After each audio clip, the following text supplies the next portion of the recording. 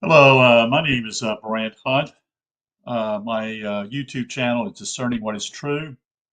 I'm actually on Facebook also, and I'm also on Odyssey, also with the same name, simply Discerning What is True.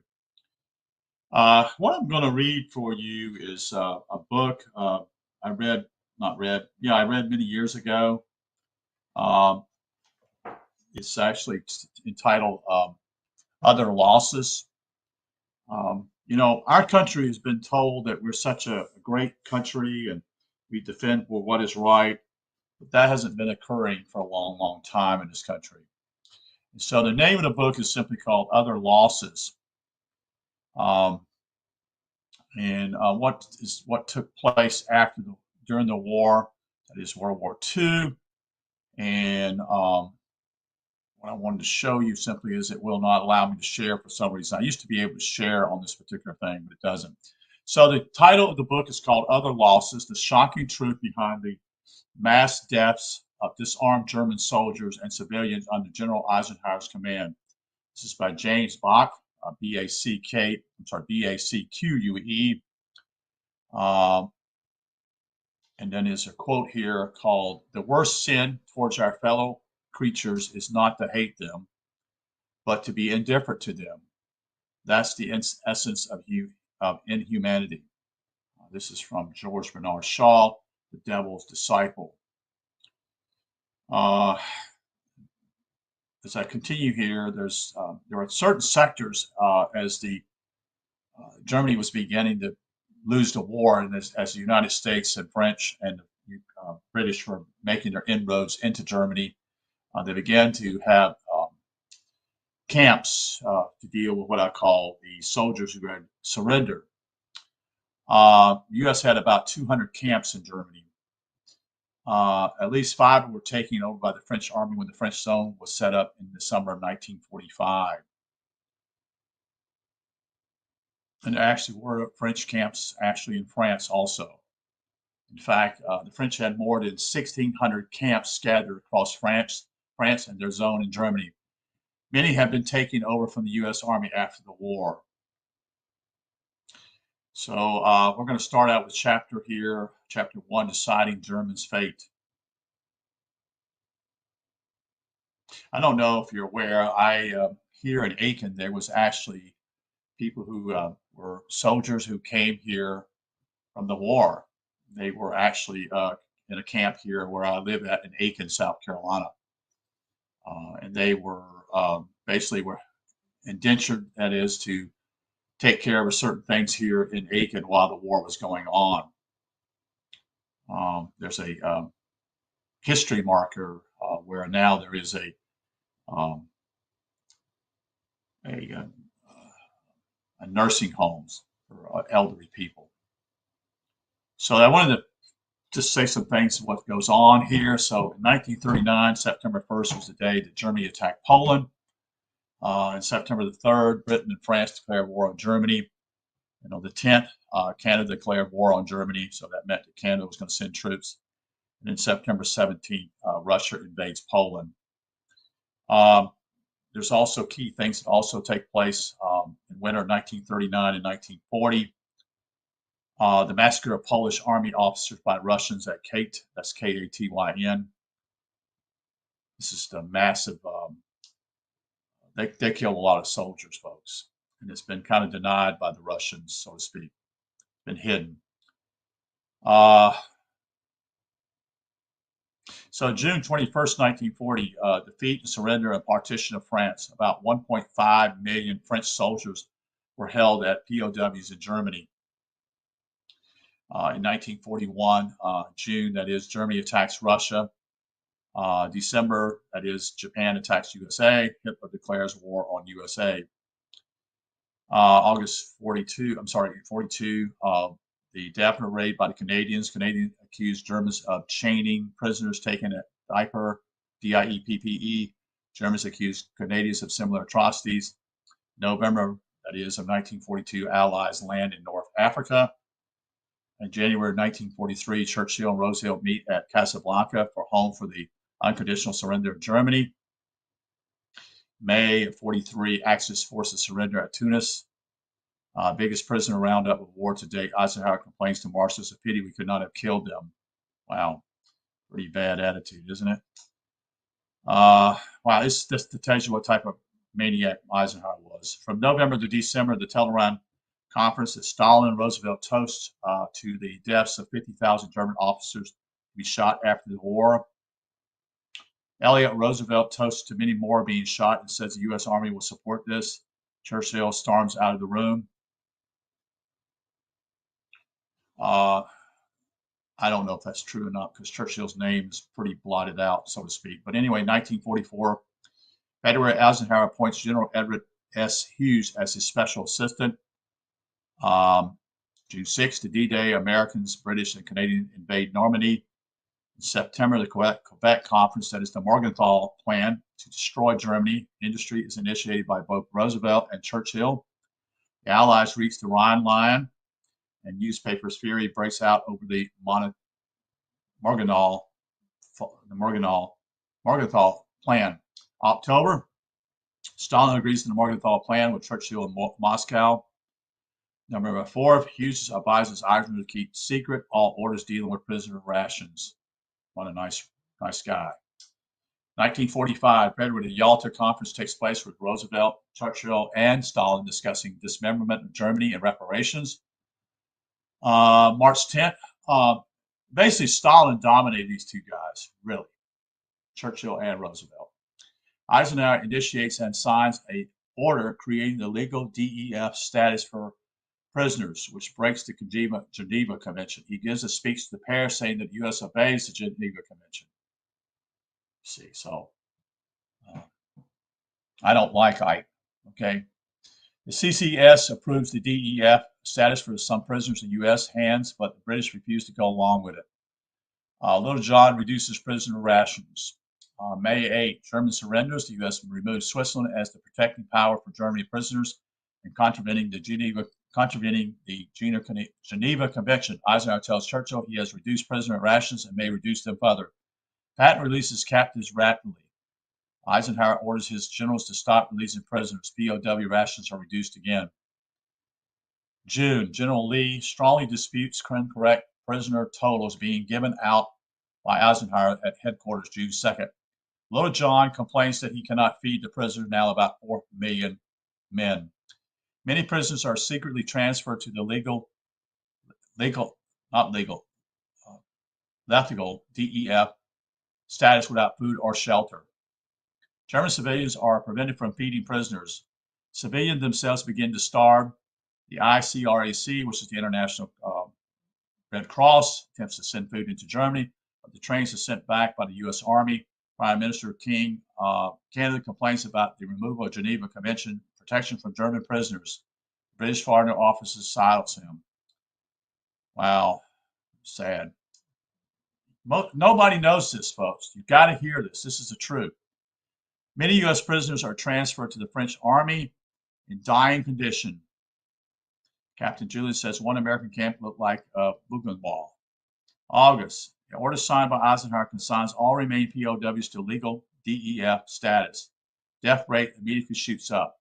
General Little John complains in writing to Eisenhower that 1.5 million people supposed to be getting U.S. Army rations are receiving nothing.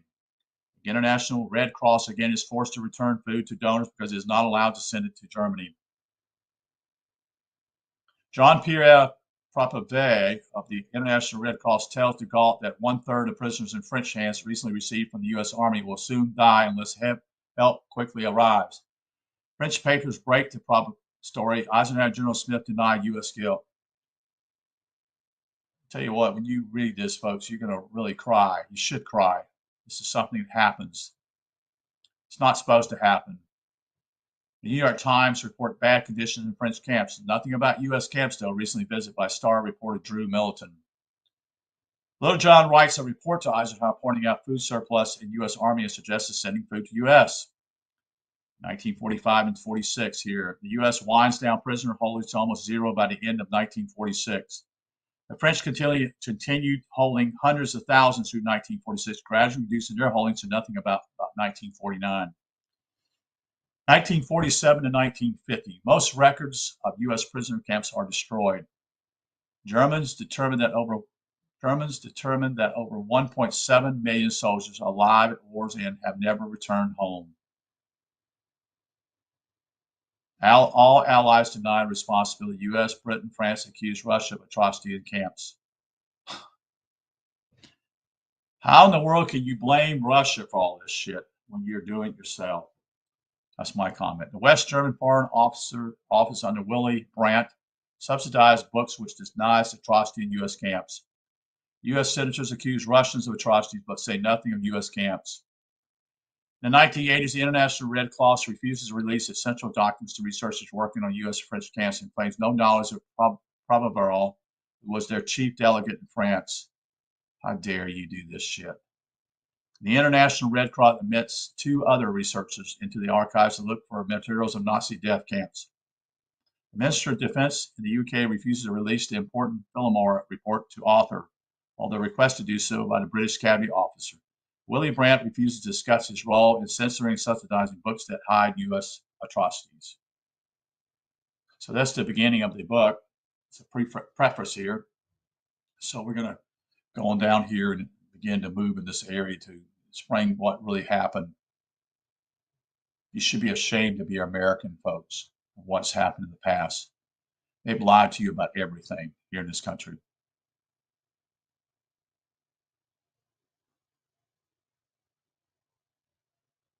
So here's the forward.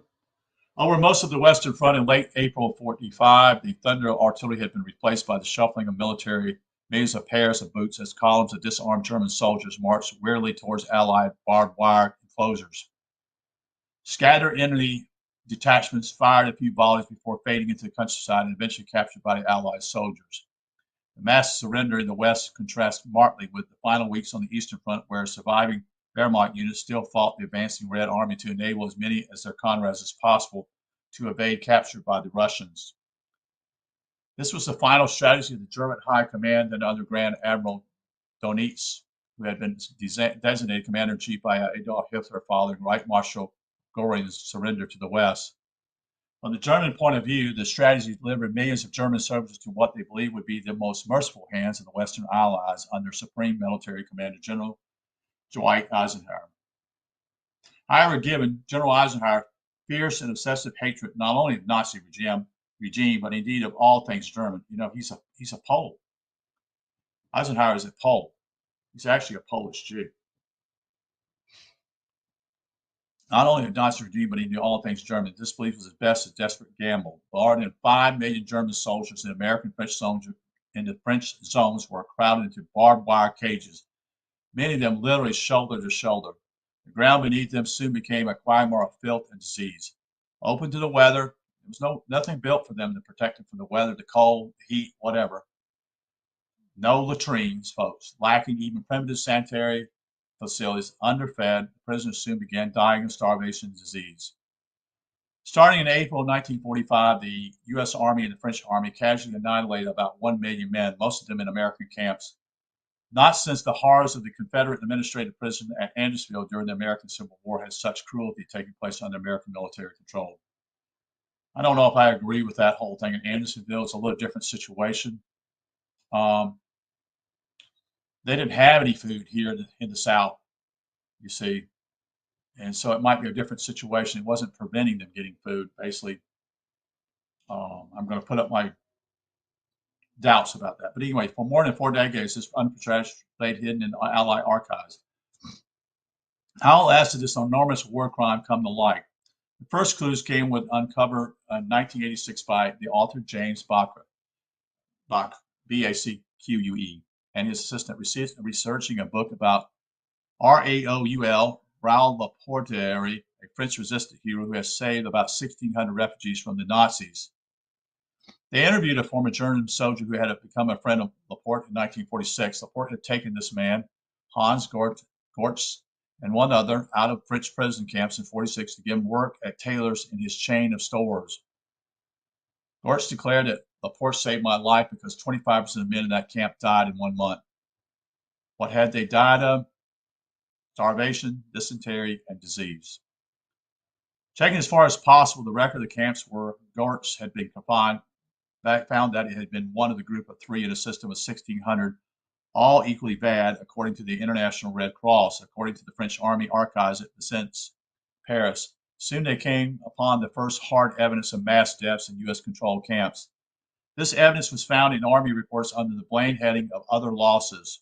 The terrible significance of this term was soon explained to Bach by Colonel Philip S. Laubben, L-A-U-B-E-N, a former chief of the German Affairs Branch of SHAEF. In the spring of 1987, Mr. Bach and I met in Washington. Over the following months, we worked together in the National Archives and in the George C. Marshall Foundation in Lexington, Virginia. Piecing together the evidence we uncovered. The plans made at the highest level of the U.S. and British government in 1944 expressed a determination to destroy Germany as a world power once and for all by reducing her to a peasant economy. All this would mean the starvation of millions of civilians also. I want to remind you that Germany never attacked the United States, folks. Okay? Up until now, historians have agreed that the Allies leaders soon canceled their destructive plans because of public resistance. Sorry, guys, it doesn't work that way. Eisenhower's hatred passed through the lens of a compliant military bureaucracy, produced a horror of death camps unequaled by anything American military history. In the face of the catastrophic consequence of this hatred, the casual indifference expressed by the Supreme Command officers is the most painful aspect of the U.S. Army involvement. Nothing was further from the intent of the great majority of Americans in 1945 than to kill off as many unarmed Germans after the war. Some idea of the magnitude of this horror can be gained when it's realized that these deaths exceeded by far all those incurred by the German army in the West between June 1941 and April 1945. In this narrative that follows, the veil is drawn from the tragedy. So Dr. Ernest F. Fisher Jr., Colonel, Army of the United States, retired Arlington, Virginia in 1988.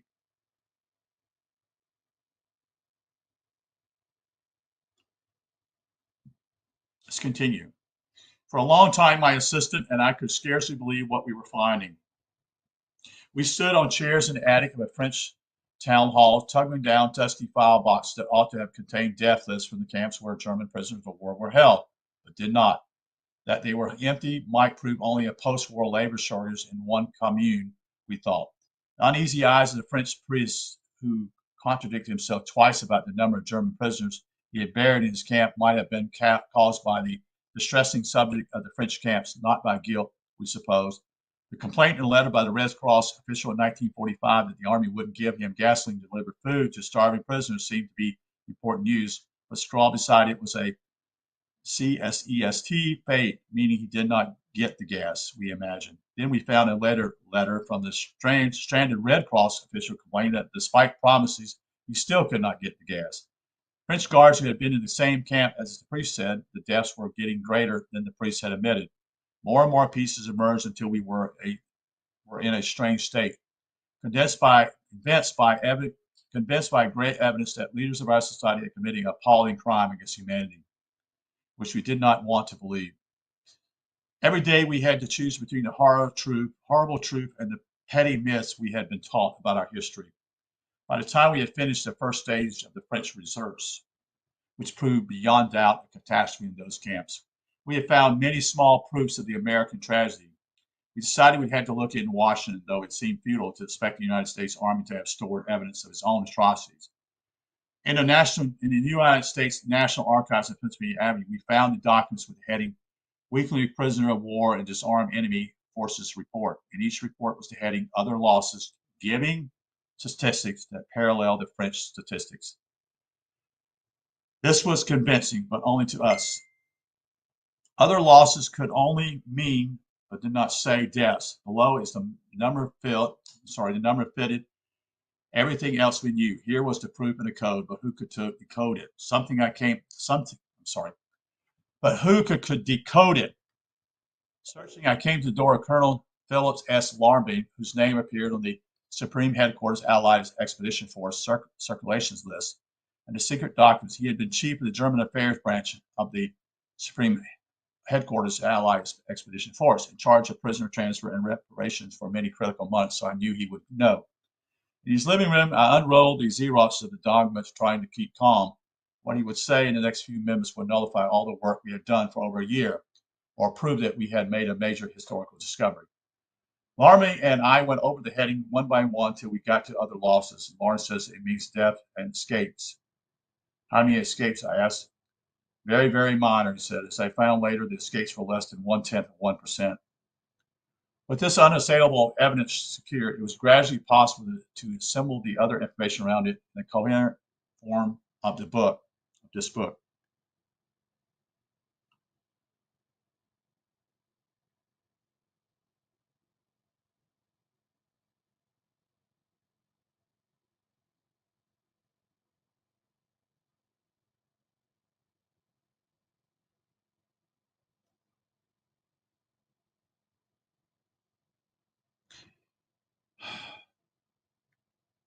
Because of the widespread cover-up and because some prison documents were deceptive when made, the number of dead will probably always be in dispute. Many records were destroyed in the 1950s or hidden in euphemisms. Many lies have been layered deep over the truth. It is beyond doubt that the enormous number of men of all ages, plus some women and children, died of exposure, unsanitary conditions, disease, and starvation in American French camps in Germany and France, starting in April 1945, just before the end of the war in Europe. The victims' undoubtedly numbers are over 800,000, almost certainly over 900,000, and quite likely over 1 million. Their deaths were not only caused by Army officers who had sufficient resources to keep the prisoners alive. Relief organizations that attempt to help the prisoners in the American camps were refused permission by the Army. All this was hidden at the time, then lied about when the Red Cross, Lamont, and Lafayette attempted to tell the truth publicly. Records have been destroyed, altered, or kept secret. This is still going on. Canada and UK, who were the allies of France and the United States, also took millions of prisoners under the same command. So we look for evidence of events in their camps. The fate of the Germans and the British in camp are not so clear, but there is no sign of similar atrocity. Some skimmy evidence from the armies themselves, from the International Committee of Red Cross, and from the prisoners indicate that almost all of them continue in fair health, except for about 400,000 that were transferred to the British by the U.S. in 1945. Many of these people were dying when transferred. The British government, when asked in 1988 by the Canadian Army for the important Phillimore monograph on German prisoners in British hands, refused to release it on the grounds that it was still in use. Well, that's a bunch of bullshit. Virtually nothing about the treatment of millions of German prisoners in Canadian and British hands in Europe survived in the archives of Ottawa or London. The International Committee of Red Cross in Geneva, which recently opened its archives to 2 writers seeking material in Nazi prisoner camps, refused to allow me to search in the same archives for reports on British and Canadian prisoners of war camp. The International Red Cross also repeatedly refused permission to see letters on the subject, although my requests were transmitted to them by the Canadian Army and by the Canadian Red Cross. Both the British and the Canadians were well aware of what was being prepared in American camps. The British witnessed the atrocity in at least one camp. Only the Canadian government protested once. The value of humane free press and legislation is one of the motifs of the book. To 3 people above all, I owe special thanks to Colonel Ernest F. Fisher. This book owes a great deal more than an eloquent preface. A former lieutenant in the 101 Airborne, later colonel in the Army, Ernest Fisher is also a distinguished Army historian, author of the study that the Casina to the Alps, written while he was a senior historian with the United States Army Center for Military History. Ernest Fisher had the knowledge to guide me, which he generally did.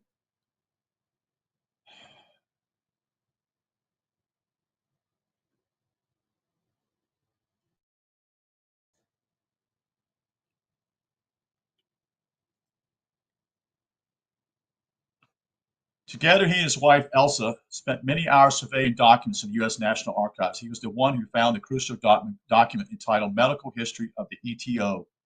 We sat together studying that and many other documents in Washington, Suitland, Maryland, and Lexington, Virginia. Brave, wise, modest man, Ernest Fisher is an adornment to his country, meticulous scholar, and a faithful friend. For Elizabeth, who had never limited me and always supported me, here be dragons, but joy is to come. Doubtless many scholars will find faults in this book, which are only mine. I welcome their criticism and their further research, which may help to restore to us the truth after a long night of lies. This is James Bach in Toronto in 1989. First chapter, Deciding Germany's Fate. Marshal Joseph Stalin said at the dinner table that he wanted to round up 50,000 German officers after the war and shoot them. Winston Churchill was violently angry. I would rather be taken out in the garden here and now to be shot myself than sully my own and my country's honor by such infamy. He said vehemently. Franklin Roosevelt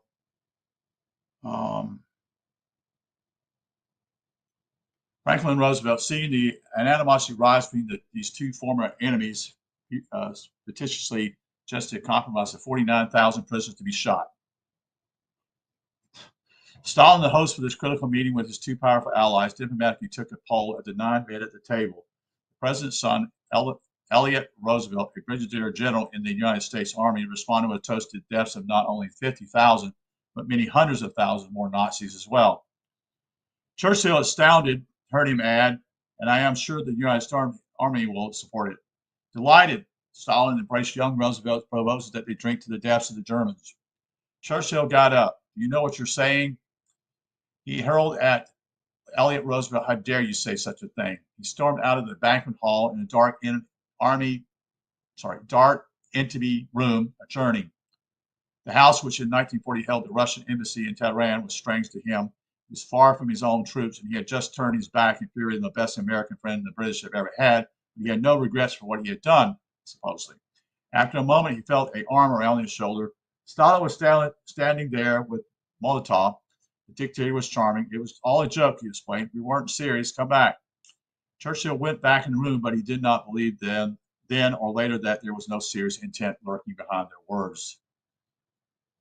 There was no room for doubt in the mind of either Roosevelt or Churchill that Stalin meant what he said, because Churchill had already informed Roosevelt of the conclusion of the International Tribunal at Katyn in Poland that in 1940 the Russians had massacred many thousands of Polish army officers after they had surrendered.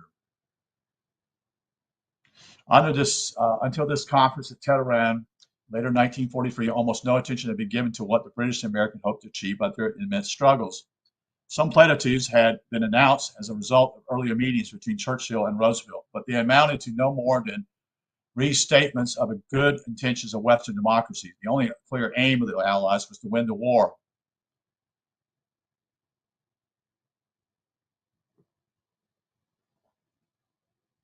Then suddenly Roosevelt had announced at the meeting with Churchill at Casablanca in January 1943, after almost no consultation, that the terms to be offered to Germany and Japan was simply unconditional surrender.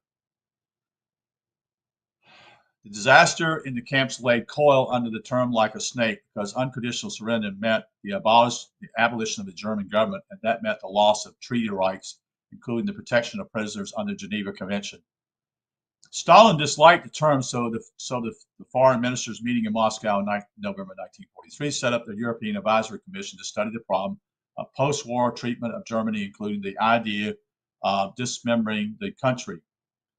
In 1943, this still seemed far from urgent, for the Germans occupied Europe from the north end of Norway to the middle of the Mediterranean, from the Spanish border deep into Russia. The dilemma faced by the planners had been part of European history for almost a century. Germany was the so-called aggressor that all the other powers lived in fear of their lives. How could they protect themselves against the Germans? Even the prospect of a beaten Germany scared the Allied planners, because they could foresee Germany rising from the ashes for the second time in a century to begin a Third World War. How could this be prevented? Churchill and the British thought of weakening Germany just enough to make her a useful satellite against Russia. The Americans were divided, some for a mild peace, some for vengeful. Roosevelt at various times was both. The first American cabinet officer to take seriously the work of the commission was the Secretary-Treasurer Henry C. Morgenthau. That's spelled Morgenthau. On a trip to Europe in the summer of 1944, Morgenthau discovered that the Allies under Supreme Commander Dwight Eisenhower had some first-rate plans for getting into Germany, but no idea what to do once they got there. Foreign Secretary Anthony Eden, E-D-E-N, read to him from the minutes of the Teheran Conference the discussion of the proposed dismemberment of Germany, but no one there had figured out how to carry this out. Morgenthau could not understand the lackadaisical British. He knew that Eden understood what had been decided because he had been there, but still his man, Sir William Strang, who represented England on the European Advisory Commission, was not following his instructions. Morgenthau was satisfied only with the Supreme Commander of the Allied Expedition Force, that is, General Dwight Eisenhower, who Morgenthau said wanted to treat them rough when he got to Germany. But the European Advisory Commission was making no plans for this. Morgenthau reported to Roosevelt in the White House, "No one is studying how to treat Germany roughly along the lines you wanted," he told the president. "Give me 30 minutes with Churchill and I can correct this." Roosevelt replied, "We have got to be tough with Germany, and I mean the German people, not just the Nazis. We either have to castrate the German people or you have got to treat them in such a manner that they can't just go on reproducing people who want to continue the way they have in the past." Well, maybe you shouldn't start the wars, Britain. Okay. Henry Morgenthau, who was Franklin's conscience, according to the president's wife, Eleanor Roosevelt, set to work quickly to produce plans for treating Germany roughly. A few days later, Roosevelt invited Morgenthau to Quebec City to tell Churchill about his plan. Morgenthau was in a particular situation when he got off the train in the rain at Quebec on September 13, 1944, to join the great men in their deliberation. He was there to help plan policy for Germany, which was properly the business at the State Department. But the Secretary of State, Cordell Hull, was not present at Quebec. Hull had also missed the conference at Tehran. Not even the minutes of the Tehran conference had been shown him, although he had asked to see them. Some of this was nominal because Roosevelt liked to handle foreign affairs himself, yet he had asked Henry Morgenthau to come with his plan. Interesting. Morgenthau suspected that this was because Roosevelt had failed to convince Churchill to treat Germany roughly. Roosevelt, confused about what he wanted to do with Germany after the war, turned to his conscience, that is, Morgenthau, for a decision. Time was growing short. The city of Aachen, A-A-C-H-E, in the west of Germany was just ahead of General Eisenhower's lead tanks. The Canadian and British armies were roaring northeast through the Low Countries when Morgenthau and Lord Cherwell, Churchill's senior advisor, met to discuss what the Allies ought to do once they were across the German border. The definite idea in Morgenthau's briefcase was that Germany would be pasteurized through the destruction of her industry and mining. The most advanced of the industrial nations of the world would be turned again to a huge farm. German industry had grown up partly in order to pay for imports of food for the population they did not have enough land to feed itself. Hitler had proposed to remedy this by taking over lands in the east for German plow. The area of Germany would now be shrunk because of Russian and Polish acquisitions, while the German population in the west of the country would rise with the influx of German refugees from these lands.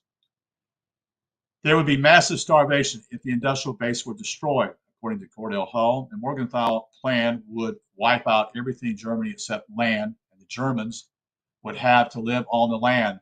This meant that only 60% of the German population could support themselves on German land, and the other 40% would die.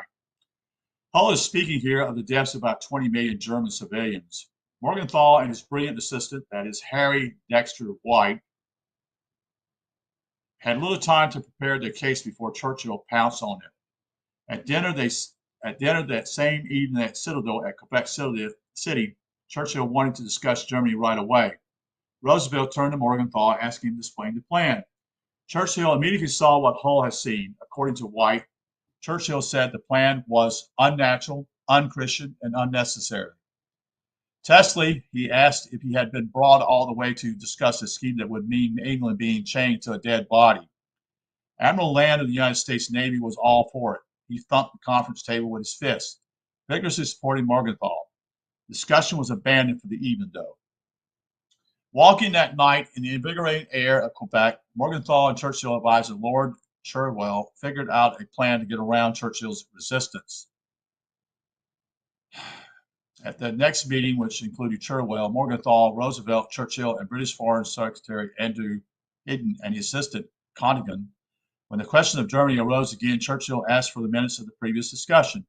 Cherwell and Morgenthau, who had agreed to pretend that the minutes were not ready, asked Churchill to summarize. Proud of his extremely speaking and his memory for detail, Churchill improvised the minutes in the process, taking a much harsher line against Germany than before. This is what Churchill had anticipated. Oh, what a sad thought. Morgenthau pointed out eagerly that if the German industry were destroyed, new markets for British manufacturing would open up. Competition for resources would be reduced. All this would be true for the Americans and the French as well. Morgenthau's dispute that the Germans would starve, later in his book, Germany is Our Problem, published in 1945, with Roosevelt's approval. Morgenthau wrote that pre-war Germany produced 98.2% of his own braised breadstuffs, all of his potatoes and sugar, 92.3% of his vegetables, and 96.7% of his meat and poultry as all of his milk. Only about 14% of this on average would be lost under the proposed rearrangement of Germany's border. The economic argument convinced Churchill, who now swung over to Morgenthau and Churchill. Anthony Eden was shocked. "You can't do this," he exclaimed. "After all, you and I have publicly said quite the opposite." Wow. After a long arrangement, Churchill silenced Eden. "Now I hope, Anthony, you are not going to do anything about this with the War Cabinet if you see a chance to present it. After all, the future of my people is at stake. And when I have to choose between my people and the German people, I'm going to choose my people." Morgenthau was terrifyingly happy about the conference because we just got what we started out to get. That was the initial WSC and FDR on the bottom of the secret memo that raised, at a conference between President and Prime Minister upon the best measures to prevent renewal rearmaments by Germany, it was felt that an essential feature was the future disposition of the Ruhr and the Saar. The ease with which the metallurgic, chemical, and electrical industry in Germany can be converted from peace to war has already been impressed upon us by bitter experience. It must also be remembered that Germans had divested a large portion of the industry of Russia and of other neighboring allies, and it is only in accordance with justice that these injured countries should be entitled to remove the machinery to repair the losses they have suffered. The industrialists referred to in the Ruhr and in the Saar would therefore be necessary to put out of action and close down. It was felt that the two districts should be put under some body under the World Organization, which would supervise the dismantling of these industries and make sure that they were not started up again by some subterfuge. This program for eliminating the war-making industry of the Ruhr and the Saar is looking forward to converting Germany into a country primarily agricultural and pastoral in character. The Prime Minister and the President were in agreement upon the program. September 16, 1944. Soon after it was initiated, this memo was bitterly debated by the United States Cabinet. Cordell Hull said that this whole development at Quebec, I believe, angered me as much as anything that has happened during my career as Secretary of State. If this Morgenthau plan leaked out, as it inevitably would, it might well mean a bitter end. German resistance would cause the loss of thousands of American lives. The power of the press and public opinion were immediately apparent as the leaks began. Enemies of the plan knew they had a good chance to defeat it simply by appealing to the press over the heads of Morgenthau and Roosevelt straight to the electorate. The public reaction was almost entirely against vengeance, as Hull had thought. Drew Pearson in the Washington Post, Arthur Croft in the New York Times, and many others all revealed aspects of the plan, along with fizzy details of the controversy raising inside the halls of power. The St. Paul, Minnesota Parnell Press eloquently destroyed the ideas in 7 paragraphs, beginning, "President Roosevelt has a penitentiary for being devious and delusional in his pronouncements. In an effort to cover up mistakes, the president has tried to fool the press and public about the leaked Morgenthau plan by issuing a letter on another subject that showed the Morgenthau plan was not official policy." The paper continued, "The world knows that Harold Goebbels, Hitler's minister of propaganda, saw that the plan reached the ear of every German. This, he explains, what you can expect in defeat. This is what the United States plans to do with Germany. It's about this time that General Eisenhower was sending leaflets over Germany promising no reprisals against innocent people. The most effective counter-propaganda came through Goebbels from Washington," the paper concluded. "Because he exercised the authority to conceal the facts, his statement cannot be disproved. But he had been forced to replicate the plan." The California and San Francisco Chronicle commented sardonically, This is now settled as far as such conflicts are ever settled in the administration, which continually permits interference by one agency with the proper business of another. Roosevelt soon disassociated himself completely from the blame. With a grin, he told Henry L. Stimson, his Secretary of War, that he thought Henry had pulled a boner, as if the initials on the memo with Churchill's were HCM and not FDR.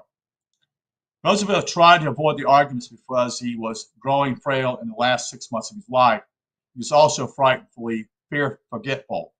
Morgenthau used to repeat important points to him at least once to make sure he understood. He admitted that he did not understand the catastrophic consequences of what he had signed with his former friend Churchill at Quebec.